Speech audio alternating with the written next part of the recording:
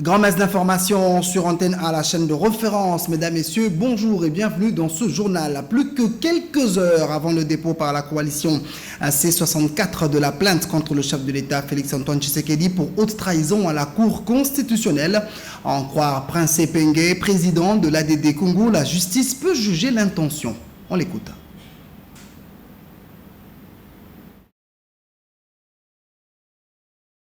La loi peut punir même l'intention.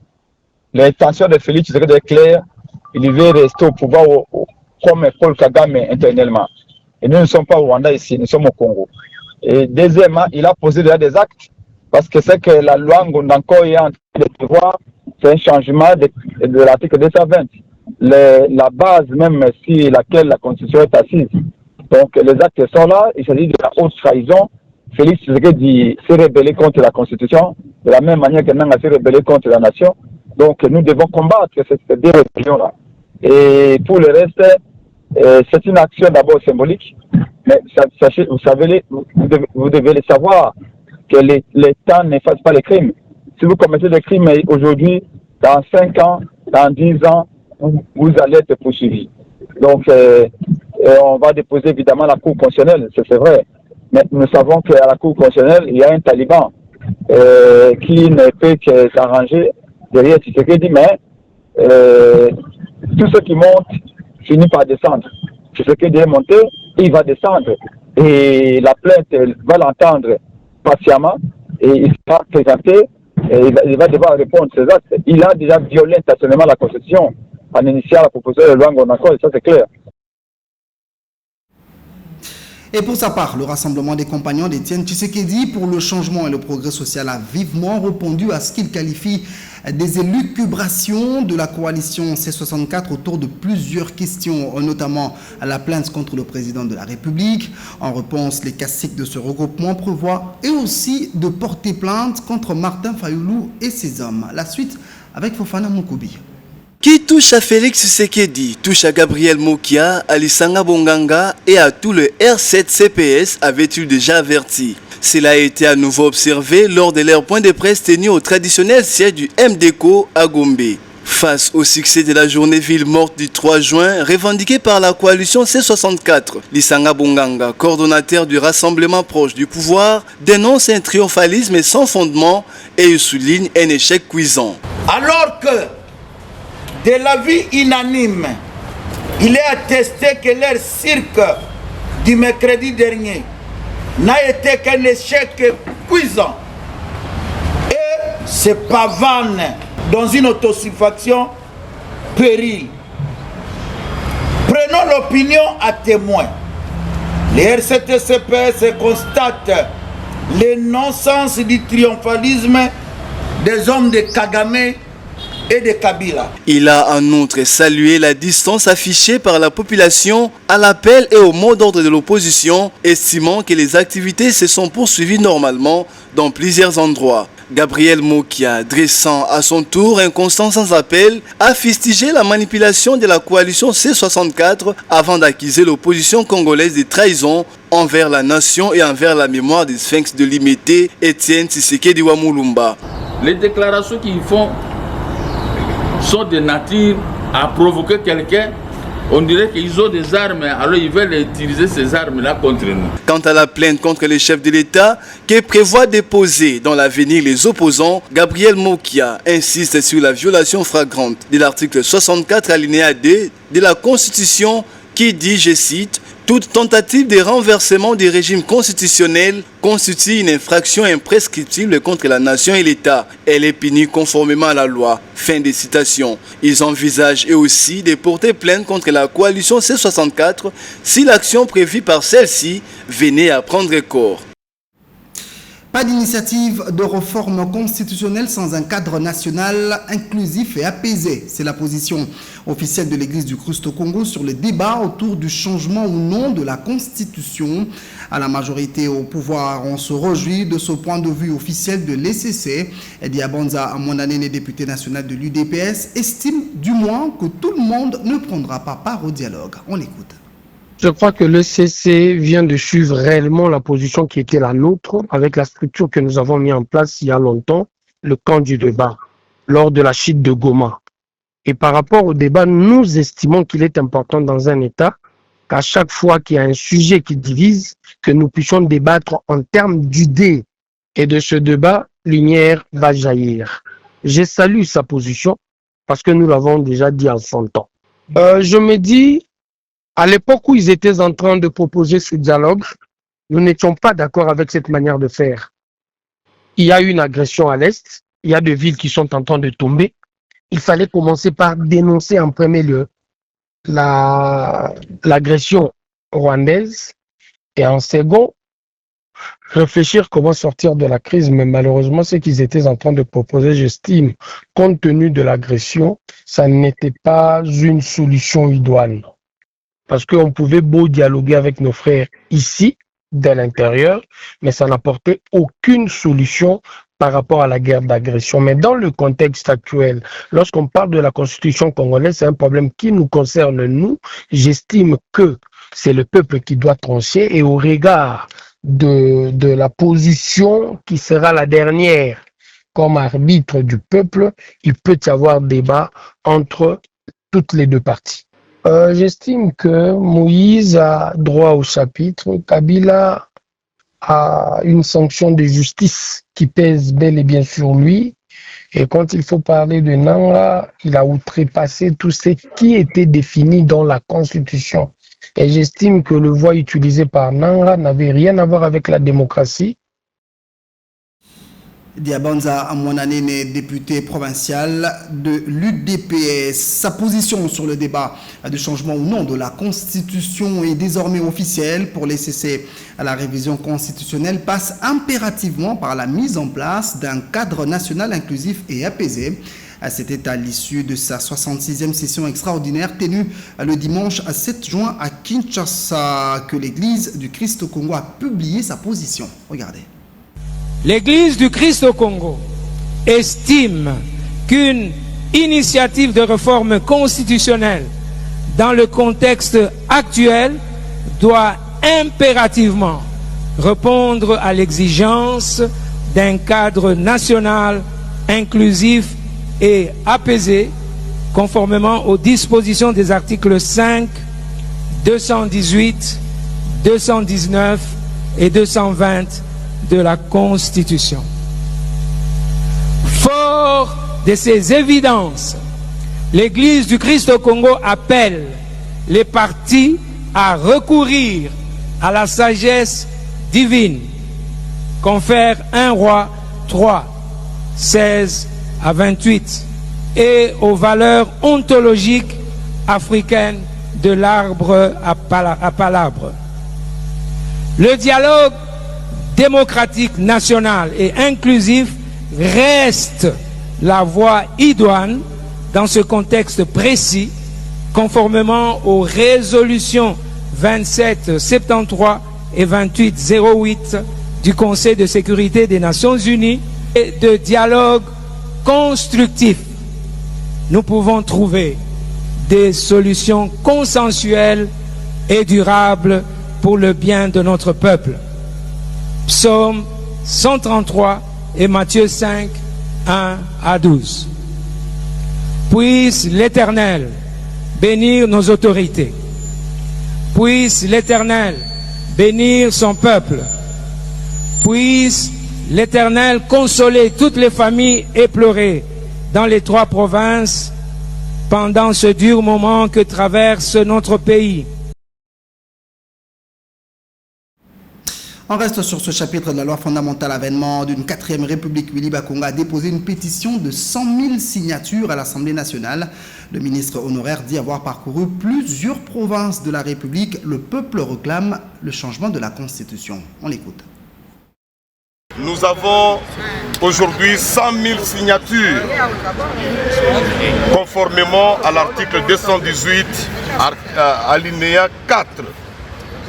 Et aussi vous savez que l'article 5 de la même constitution confère au peuple la souveraineté nationale. On ne confère pas aux politiciens cette souveraineté. La souveraineté est aux mains du peuple. C'est le peuple qui décide. C'est le peuple qui détient le pouvoir. Et nous sommes allés consulter ces peuples-là. Nous sommes allés dans presque beaucoup de provinces. Vous nous avez vus, vous journalistes, vous nous avez vus au Congo central, à Kinshasa d'abord, Congo central, à Mbandaka. Nous sommes allés à Boende, dans la province de la Chuapa. Et de là, nous sommes finalement allés à Mbujimaï, dans la province du Kasaï oriental. Et partout, le peuple réclame le changement de la Constitution.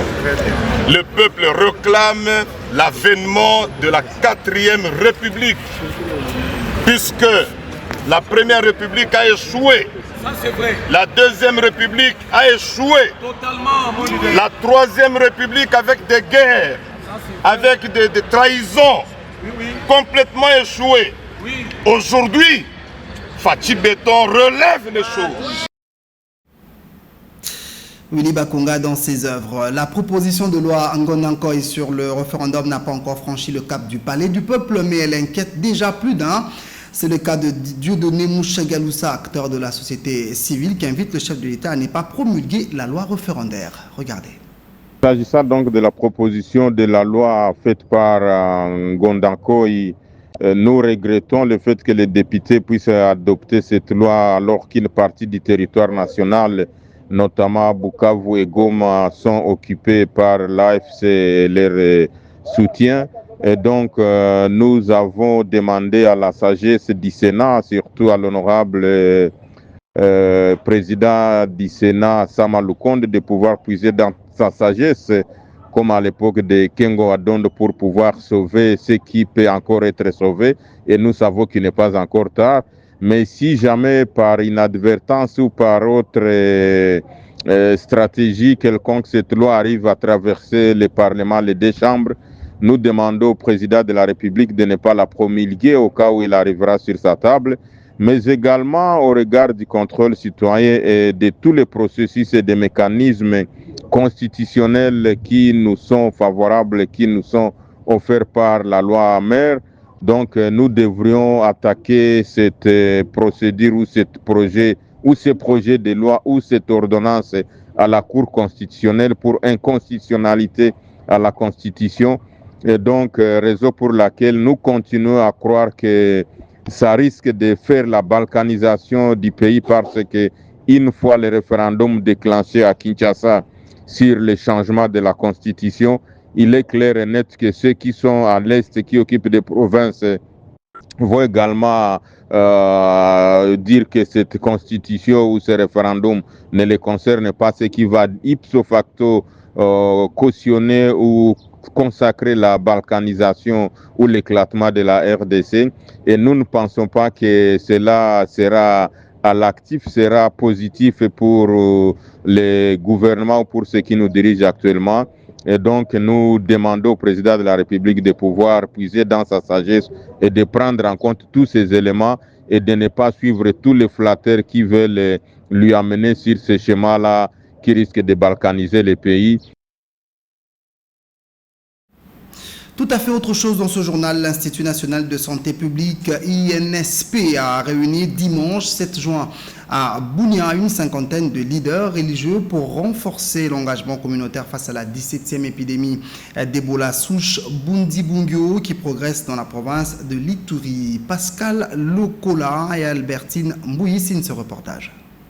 14 de 36 zones de santé sont désormais touchées, dans un contexte marqué par l'insécurité de la circulation de rumeurs qui complique la riposte autour du directeur général de l'Institut national de santé publique. Le représentant des églises du Christ au Congo, de l'église catholique, des églises de réveil et de la communauté musulmane ont échangé sur le défi de sensibilisation et leur rôle dans la diffusion de bonnes pratiques. Les discussions ont permis d'identifier les résistances socio-culturelles et de proposer des solutions pour renforcer l'adhésion des populations aux mesures de prévention, notamment la surveillance de contacts et les inhumations sécurisées. C'est vraiment sérieux, nous avons compris et nous avons ce grand travail-là de faire la restitution au niveau de nos bases pour qu'ils prennent au sérieux Ebola. Ebola existe et nous vous rassurons ici que nous allons faire les feedbacks à notre base et nous allons essayer de les mobiliser. Nous allons tout faire pour que qu'on puisse vraiment respecter les mesures barrières.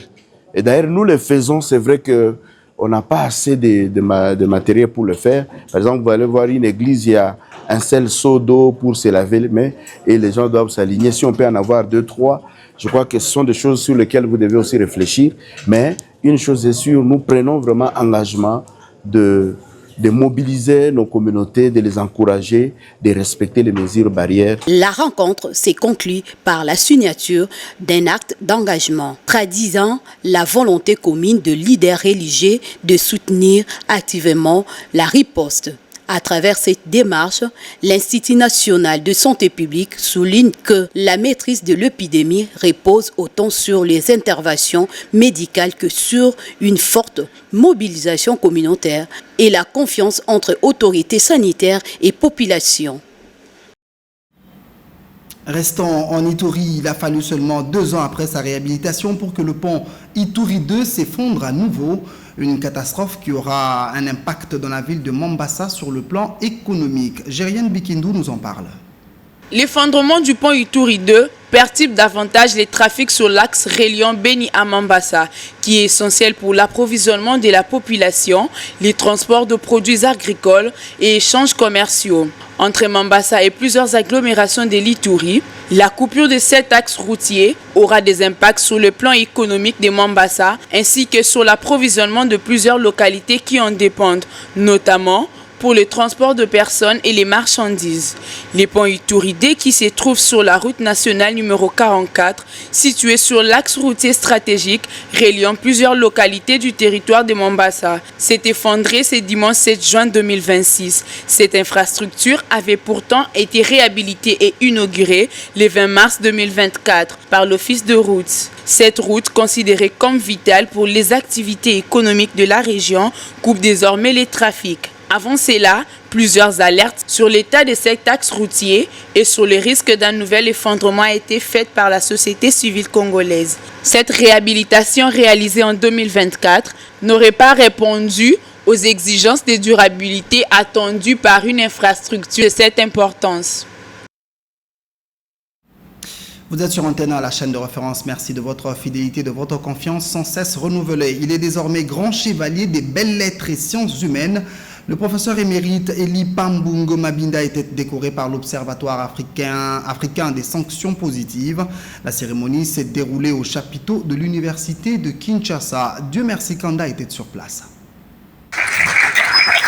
Élevé au rang de grand chancelier de belles lettres et sciences humaines par l'Observatoire africain de sanctions positives, OASP en sigle, au grand chapiteau de l'Université de Kinshasa, le professeur émérite Eli Pambungo Mabinda a, à l'issue de la cérémonie, invité particulièrement la classe politique à s'approprier d'une de ses remarquables œuvres scientifiques. J'ai créé une théorie qui s'appelle théorie inflexionnelle, philosophie inflexionnelle. C'est-à-dire que la philosophie que nous faisons doit pouvoir arriver à faire réfléchir essentiellement l'homme politique, celui qui dirige le pays, parce que l'homme politique, c'est celui qui a la plus grande responsabilité des destins de tout le monde, des destins individuels et des destins collectifs. Donc la philosophie a pour devoir essentiel de pouvoir simplement conseiller l'homme politique par sa pensée profonde, par la richesse de ses valeurs morales qu'il apporte à la société. Le philosophe, comme Platon le disait, c'est l'homme qui éclaire la société. Par ailleurs, le grand chancelier n'a pas manqué de donner sa position sur la question brûlante de l'heure liée au changement ou non de la Constitution. Le changement de la Constitution, que j'appelle de mon vœu, doit répondre à cet préalable. Le premier préalable, c'est qu'on doit absolument le faire de façon impersonnelle, de façon impartiale,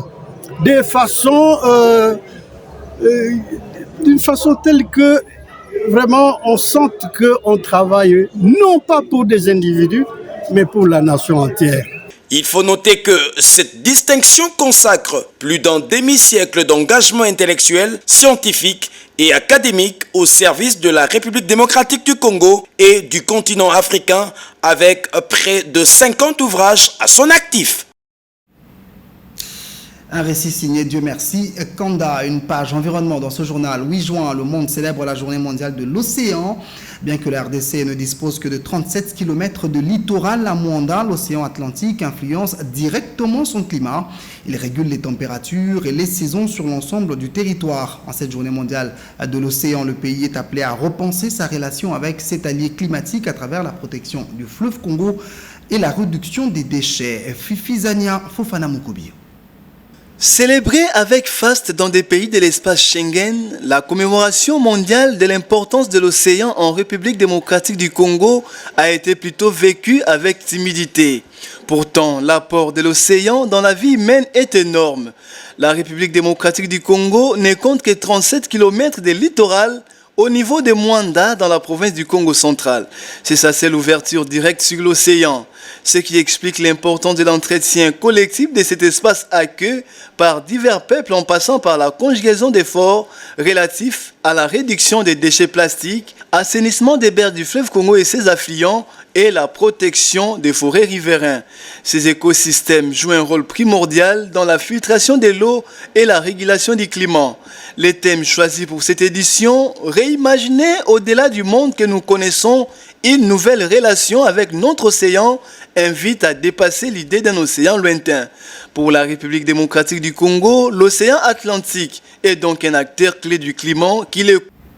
Tout à fait autre chose dans ce journal. 69 enfants ont reçu le sacrement de l'Eucharistie le dimanche 7 juin 2026 en la paroisse Notre-Dame de Grâce située à l'UPN. Nous sommes dans la commune de Mongafula. Cette messe de prémices était organisée lors de cette journée consacrée au Saint-Sacrement. Popol Ziekwaou, Fofana Mukubi nous en disent plus.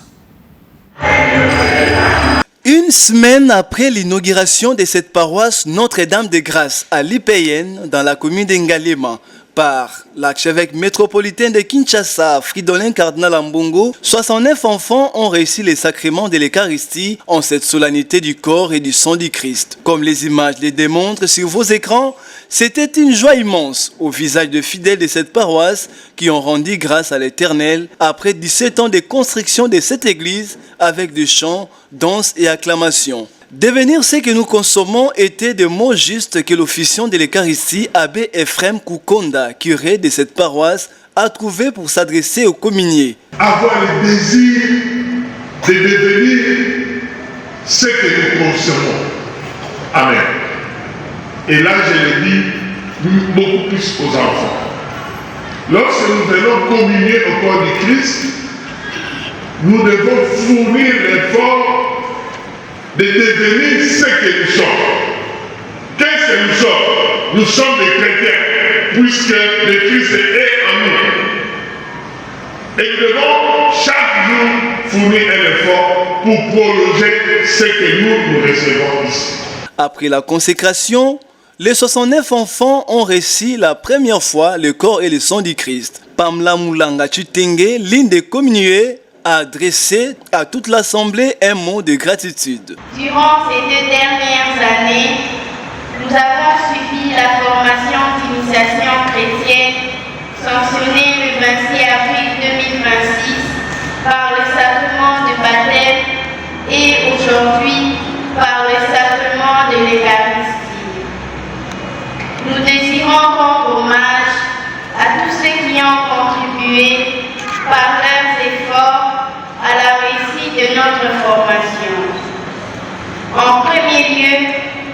rendons grâce à Dieu, le Père Tout-Puissant, à son Fils, notre Seigneur Jésus-Christ, et à l'Esprit Saint Consolateur.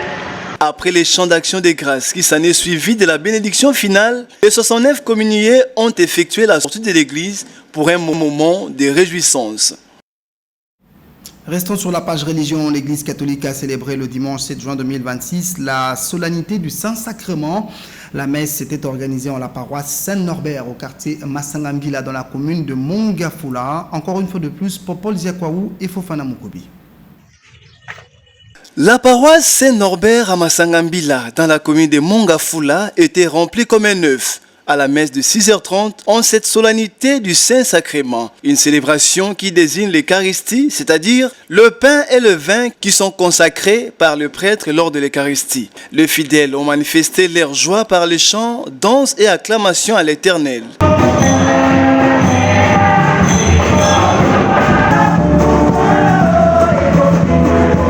Pour l'officiant, le père Samuel Béa, vicaire de cette paroisse, le Saint-Sacrement est le signe réel de l'offrande de Jésus pour l'humanité. La particularité de cette fête qui se mélange avec le corps et le sang de Christ que nous allons fêter ici, c'est tout justement dire que quand nous voyons le corps et le sang de Christ, c'est le Christ lui-même qui nous témoigne d'un amour incomparable. Donc, nous trouvons la présence du Christ dans la Sainte Eucharistie pour montrer tout justement qu'à travers nous les humains, le Seigneur continue toujours à se manifester, surtout à se donner pour que nous puissions l'identifier. À chaque fois que nous allons communier au corps et au sang de Christ, sachant que nous ne sommes plus tels que nous étions, nous devenons des autres pistes et surtout les tabernacles. Nos cœurs deviennent des tabernacles où le Christ se repose. Alors, question de bien nous préparer pour que le Christ qui vient s'unir à nous puisse nous influencer, puisse influencer notre agir et surtout influencer notre vie.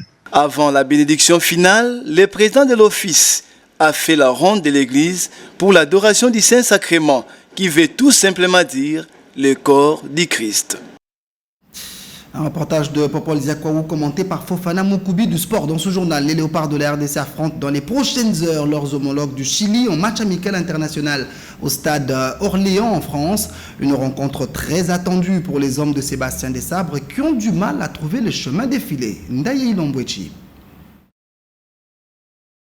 Le match international entre la République démocratique du Congo et le Chili et Orléans en France a-t-on appris lundi de la Fédération congolaise de football association FECOFA. Selon la source, cette affiche se jouera à huis clos, c'est-à-dire aucun spectateur. Le patron du staff technique de l'équipe nationale de la RDC pourra compter avec le statut qui a joué avec le Danemark en ajoutant dans la bataille un 109 question d'alimenter la ligne d'attaque de Léopard. Par contre, Nicolas Cordova, l'entraîneur de la ROA, aucune accréditation ne sera délivrée aux médias pour la couverture de cette rencontre.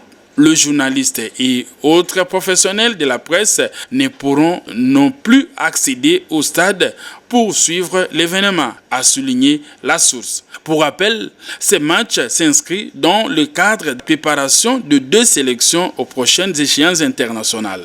Pour le Léopard, la Coupe du Monde 2026, États-Unis, Mexique, Canada, qui arrive. Bonne chance donc au Léopard. De retour à Kinshasa, on parle l'INAFOOT. Les unionistes de Kindu ont fait chuter les corbeaux de Lubumbashi sur la note de 2-1 au stade Badiangwena de Kamalondo. Le dimanche, c'était le dimanche 7 juin 2026 pour le compte de la 10e journée de la phase retour des playoffs. Un récit signé Albertine Bouy. L'AS Maniema Union a créé la sensation en allant battre le tout-puissant Mazembe 2-1 au stade Tepi Mazembe, un résultat qui redistribue le quart à 4 journées de la fin de la phase des playoffs. Dans l'air entre, les Corbeaux louchois partaient favoris, mais le protégé du général Amisdi Tango Fort sont venus avec un plan clair, défendre bas et frapper vite. Le pari a payé. Maniema Union a ouvert le score en deuxième période de la rencontre par Beni Namboko à la 63e minute.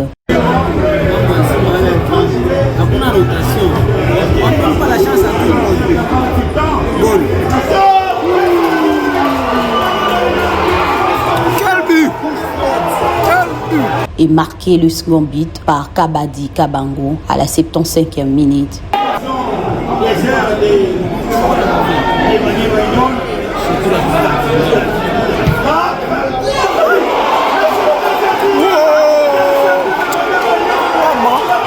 Malgré plusieurs tentatives, Mazembe habitait sur une défense bien blindée et un gardien infranchissable. C'est vers la fin du temps réglementaire que les protégés de Moïse Katumbi ont réduit les scores par Marc Diouf, 90e minute de jeu.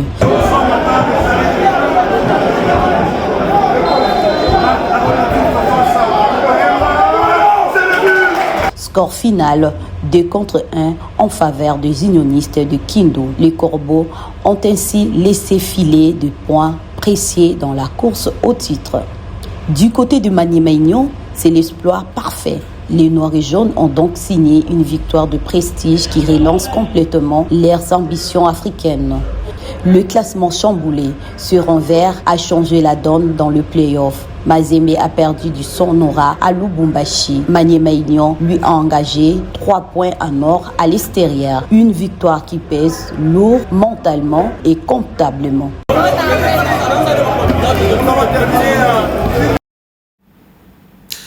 Coup d'œil à présent sur l'actualité avec les journaux parus ce lundi 8 juin ainsi que les médias en ligne. La revue de presse porte la signature de Polydor Ngandiami.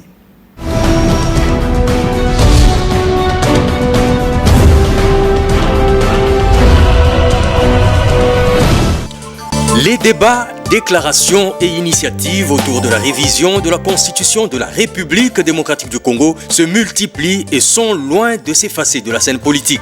Si pour l'Église du Christ au Congo, aucune réforme ne saurait être légitime sans un dialogue national rassemblant l'ensemble des forces vives, comme le relève le potentiel dans sa livraison de ce lundi 8 juin pour la coalition citoyenne pour la nation dirigée par l'archevêque Ejibaya Mapia, renseigne le journal Le Quotidien, il y a urgence que le président de la République convoque le référendum car pour lui, écrit Forum des As, seul le peuple est légitime pour trancher sur la question de la révision constitutionnelle. La plateforme CCN encourage le premier citoyen du pays à le faire et appelle le Parlement à accélérer les discussions autour de la loi référendaire actuellement sous examen au niveau de l'Assemblée nationale. Dans le secteur des mines, le journal Comex Actu affiche à sa une un communiqué dans lequel le directeur général de la société minière de Kilomoto, Sokimo SA, acte la suspension momentanée et immédiate de l'ensemble des activités des coopératives minières et des partenaires opérant dans ces périmètres exclusifs. Un coup de semonce institutionnel majeur que la haute direction de cette société opère dans la gouvernance de ces concessions minières. Il s'agit, renseigne Comex Actu, d'une mesure de rigueur qui s'aligne fidèlement sur la feuille de route d'assainissement profond du secteur extractif dicté par le ministre des Mines, Louis Watoum. La décision fait suite au constat alarmant de dysfonctionnement opérationnel et juridique majeur sur les terrains. À travers elle, le directeur général entend engager une nouvelle dynamique de gouvernance fondée sur la transparence, le contrôle rigoureux des activités ainsi que la traçabilité de la production. Enfin, toujours dans le secteur minier, le quotidien annonce le changement opéré à la tête de certains établissements publics par le président de la République à travers des ordonnances. C'est le cas au fonds minier pour les générations futures où Kala Mpinga est nommé président du conseil d'administration. Pour une large opinion, indique le tabloïd, la nomination de cet entrepreneur et fils de l'ancien premier ministre congolais Mpinga Kasenda constitue un atout majeur pour la conduite du fonds mine. Bonsoir.